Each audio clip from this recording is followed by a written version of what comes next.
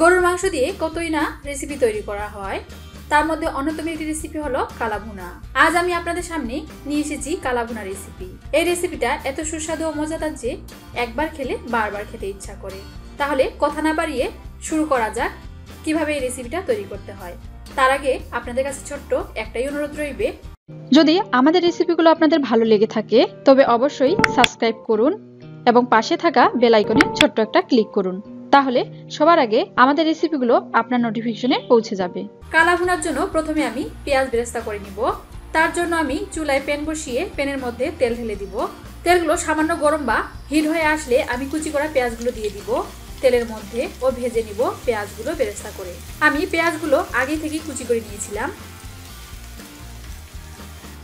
অনবরত পেঁয়াজ কুচিগুলো নেড়ে চেড়ে যাব।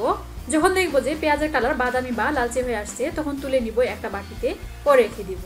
এবার কালা ভুনার দ্বিতীয় স্টেপটা শুরু করে নেই। দেখেন একটা প্যানে আমি গরুর মাংস নিয়েছি, হাড়, চর্বি ও মাংস সহ। এবার একটা গোটা তেজপাতাকে হাত দিয়ে টুকরা করে দিব। তারপর দিব 3-4 টুকরা দারচিনি গোটা, গোটা লবঙ্গ 10 থেকে 12টা, সাদা গোটা এলাচ 4টা। আমি এলাচের মাথাগুলো আঙ্গুল দিয়ে ভেঙে দিব।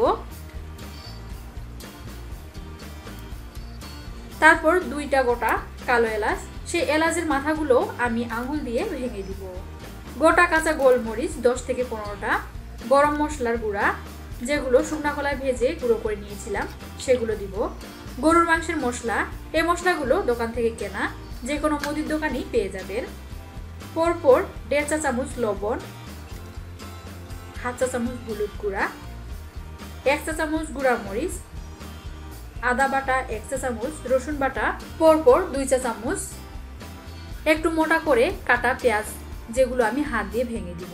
তারপর দিব পেঁয়াজ বেরেস্তাগুলো যেগুলো আমি একটু আগেই বেরেস্তা করে নিয়েছিলাম। তারপর পেঁয়াজ বেরেস্তা সেই তেলগুলোই দিব প্যানের মধ্যে ও সবগুলোই হাত দিয়ে মেরিনেট করে নিব বা ভালো করে মেখে নিব হাত দিয়ে ও সময় নিয়ে। অবশ্যই ভালো করে মেখে নিতে হবে। যখন মাখতে মাখতে মাংসের পানি বের হয়ে আসবে বা বের হবে তখন চুলায় প্যান বসিয়ে চুলা ধরিয়ে নিতে হবে। দেখেন কেমন পানি বের হয়েছে। এবার ঢাকনা দিয়ে দিব 10 থেকে 15 মিনিটের জন্য।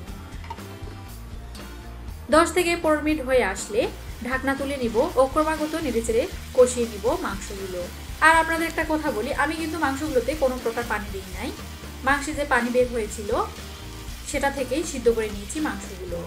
এবার নেড়েচেড়ে যাব ক্রমাগতভাবে।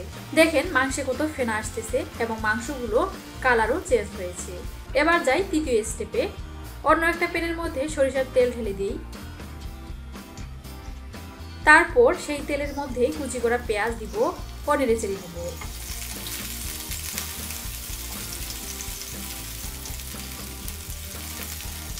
তারপর দিব আধা থেতলানো রসুন 1 চা চামচ ও ভেজে নিব। এবার দিব কুচি করা আদা ও সবগুলোই ভালো করে ভেজে নিব। যখন একটু বাদামি কালার হয়ে আসবে তখন নামিয়ে নিব। কালা ভুনা মাংসের প্যানে এই মশলা ও তেলগুলো ঢেলে দেই সবগুলোই।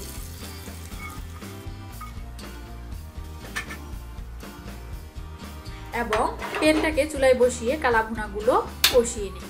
আর দেখেন মাংসগুলো প্রায় ঠান্ডা হয়ে গেছে। এবার আবারও ভুনিয়ে নিচ্ছি। আপনাদের প্রশ্ন থাকতে পারে যে সেই সরিষার তেল ও মশলার প্যানে মাংসগুলো দিয়ে কেন কষালাম না।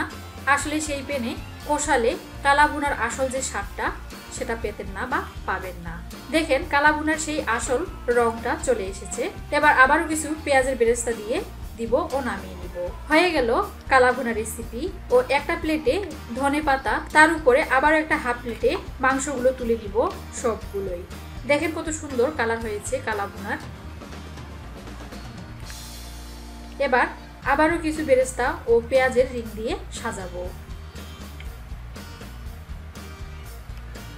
আর যদি আমাদের রেসিপিগুলো আপনাদের ভালো লাগে তবে অবশ্যই লাইক, কমেন্ট এবং শেয়ার করবেন।